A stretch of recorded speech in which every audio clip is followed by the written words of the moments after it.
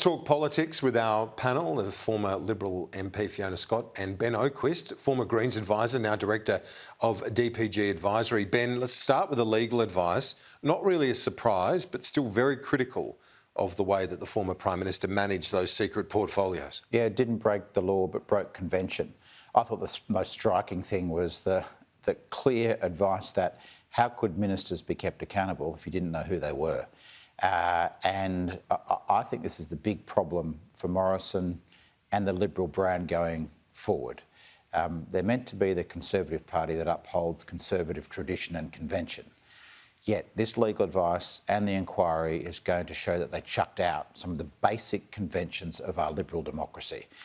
And I mean, that's bad in itself, but it's terribly bad politically for a Conservative Party and its brand. And the inquiry is going to continue to rake over this. That's going to put further pressure on them. There's going to be talk of further pressure in the Parliament, censure motions or references to privileges to committees. And this is going to put the Dutton Liberal Party in a really difficult position. Do they take the side of their former Prime Minister who's sitting by them, or do they back the rest of the Parliament and say more has to be done? And I think in that way there's a lot left to go in this debate politically. Fiona Scott, let's bring you in now as a former Liberal MP. Are you concerned about where this heads now for Scott Morrison specifically, but for the Liberal Party more broadly? Yeah, look, Kieran, I could say I'm concerned about Scott Morrison and the Liberal Party, and yes, I am a Liberal and all of those things, but look, my concern is the democracy and the faith the Australian public have in our democracy, and I just hope due process happens to that. I hope that through the inquiry we also look at all of these special powers and these godlike powers, so we've heard, that was the trigger for this whole action to take place. I hope the inquiry reviews all of these sort of responses and that there is appropriate legislative or regulatory band-aids that are put across this sort of stuff. If there were such concerning powers sitting in the Biosecurity Act, then I want to see that act as well amended and changed. And I think these are the sorts of things that the Australian public do want to see, and they want to know that our democracy is safe. And you know, look, Scott Morrison didn't do anything overly bad in this circumstance, but what if somebody did in the future? And I think it has shown a hole, a gap, and I think we've got to find due process to be able to fix that. I do want to see also that this doesn't just become a political witch hunt. I think, Labor's had their fun. They've had their pound of flesh out of Scott Morrison. Congratulations, you've got your little spike in the Newspoll. Well done. But, I think now it's time to review everything else and just make sure that we, move forward in a way that is bipartisan or multi-partisan, take the independents on this journey as well, and that we find a mechanism that's appropriate for the Australian people. Ben Oquist, do you think that there is a risk for Anthony Albanese here? Because Susan Lee earlier in the hour was continually bringing the question on the legal advice back to questions about power prices and what matters to people, and that this is not the issue in the front bar that people are worried about. Is that something that Mr Albanese needs to be cognizant of in a political sense? Well, I do think any government is wise to ensure that inquiry is not political and independent. We did see some really political inquiries from the former government looking into Labor, as Phil Coorey writes today in the Financial Review, what goes around comes around, in that sense that the Liberals pursued really ridiculous political inquiries into pink bats and the very political inquiry by inter-trade union governance and supposed corruption that really didn't find anything. They're obviously very political. So. And I think the Liberals suffered from those political inquiries.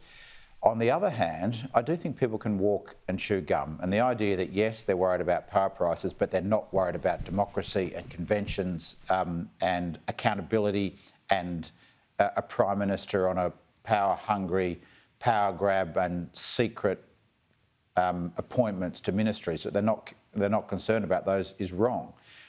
Our democracy is really important. And yes, be cognizant of where the public is at, what the number one issues are, but we've got to protect our democracy. It's really important. We're seeing it around the world. Finally, I'd say, is that this last election saw integrity issues much further up the political poll than before. And I think that's why I think the independents and the Greens will do well from this issue, because they did well on those integrity issues in the campaign, and so too for Labor now, who's prosecuting the case for a federal ICAC. That legislation is going to be introduced soon, and against this backdrop and scandal facing the former Prime Minister, the opposition is really going to be left with no choice but to back that federal ICAC, I think. Yeah, it certainly is an interesting climate within which to introduce that legislation, Fiona, which we're expecting before the end of the year. Yeah, look, I actually agree with everything Ben just said. And I mean, look, I did, campaign with some of my friends who sadly lost their seats to people in the, the teal movement. And, you'd be mistaken to say that those seats were not won from the Liberal Party on the back of the federal ICAC and, of course, climate change. They were the two issues that were on every single how to vote. They were the things that were handed out by, third-party endorsements. And, I implore even my own party here, you do have to look at what we lost seats for, what was important. And, I think it's important that we are a Liberal Party. We believe in liberty, we believe in freedom, we believe in all of those things. And I think it's important that we step up in this space. This does seem very much, over and above, I guess, the health decision, that it was very much a decision made by Scott Morrison. But the vast majority of the ministers and the Liberal Party itself didn't know this was going on.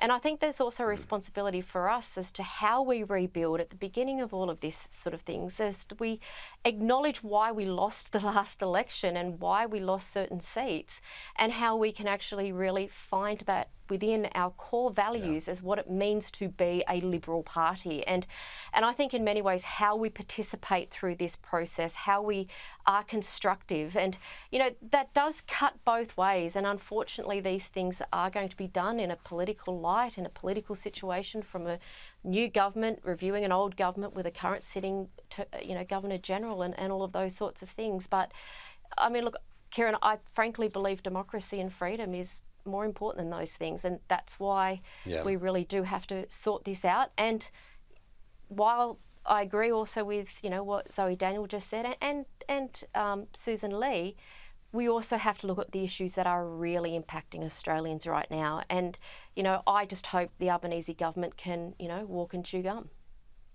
Yeah, and Ben, just